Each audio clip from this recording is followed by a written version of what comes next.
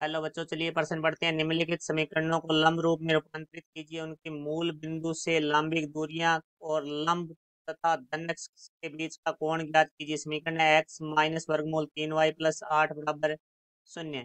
तो मुख्य अवधारणा, तो हमें जो समीकरण चाहिए वो हमें लंब रूप में चाहिए। तो लंब रूप में समीकरण का जो मानक रूप होता है वो हमारा ये होता है x cos alpha plus y sine alpha बराबर पी, जहाँ एल्फा है वो लंब का धन एक्स के साथ कोण है और जो पी है वो हमारी मूल बिंदु से लंबी के दूरी होती है। तो अब हम प्रश्न की बात करते हैं। प्रश्न में हमें दिया गया है एक्स माइनस वर्गमूल 3 y+8 बराबर 0। तो हम समीकरण में देखते हैं, मानक समीकरण में तो हमारा अचर पद है वो बराबर से दूसरी तरफ होता है, एक तरफ एक्स और वाई के पद होते हैं।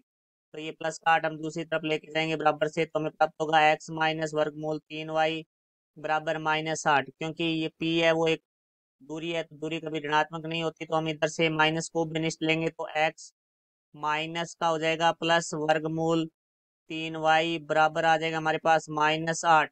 यहाँ हमारा माइनस से माइनस कट जाएगा तो हमारे पास आ जाएगा -x प्लस वर्गमूल 3y बराबर 8।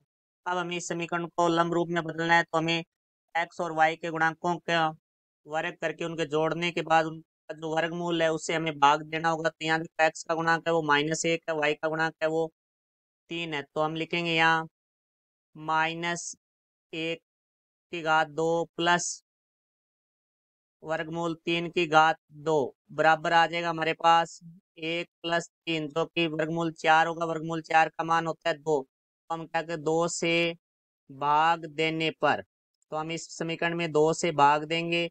तो 2 से भाग देंगे तो हमारे पास हो जाएगा -x/2 प्लस वर्गमूल 3y/2 बराबर आ जाएगा 8/2। तो यहाँ से आ जाएगा हमारे पास -x/2 प्लस वर्गमूल 3/2y बराबर 4। अब हम इसको, हमारी जो लंब रूप की समीकरण होती है x cos alpha plus y sine alpha बराबर पी से तुलना करेंगे। तो यहाँ से तुलना करेंगे तो हम देखते हैं कि x का जो गुणांक है, यहाँ तो कोस एल्फा और यहाँ -1/2 है, तो यहाँ से हमें प्राप्त होगा कोस एल्फा बराबर -1/2 और साइन एल्फा बराबर वर्गमूल 3/2 और हमारे जो p है वो हमें 4 प्राप्त हो जाएगा। तो यहाँ से हम लिख देंगे p बराबर 4। अब हम प्रश्न में आगे देखते हैं कि कोस एल्फा है वो हमारा माइनस है, वो एक तो दूसरे चतुर्थांश में होता है और एक हमारा तीसरे चतुर्थांश में माइनस होता है। इसी तरह यहाँ साइन है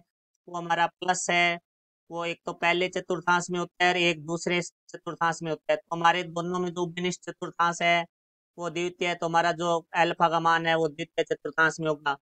तो यहाँ से हम देखते हैं, तो यहाँ से ये आ जाएगा कोस एल्फा बराबर -1/2 मान है वो हमारा कोस में π/3 का होता है। और इसी तरह साइन एल्फा में जो हमारा जो वर्गमूल 3/2 मान है वो हमारा π/3 का होता है। तो अब हमें इन मानों को द्वितीय चतुर्थांश में परिवर्तित करना है। तो द्वितीय चतुर्थांश में परिवर्तित करने के लिए हमारा जो सूत्र होता है वो ये होता है कोस पाई माइनस थीटा बराबर होता है माइनस कोस थीटा। इसी तरह साइन पाई माइनस थीटा बराबर होता है हमारा साइन थीटा। तो हम अब इसको परिवर्तित करेंगे तो हमारे पास आ जाएगा कोस एल्फा बराबर कोस पाई माइनस π/3 व साइन एल्फा बराबर आ जाएगा साइन पाई माइनस π/3। तो यहाँ से कोस एल्फा बराबर हमें प्राप्त हो जाएगा कोस 2π/3 व साइन एल्फा बराबर हमें प्राप्त हो जाएगा साइन 2π/3। तो यहाँ से हमें एल्फा का मान है वो प्राप्त होगा 2π/3 और यहाँ से भी हमारे को एल्फा का मान है वो 2π/3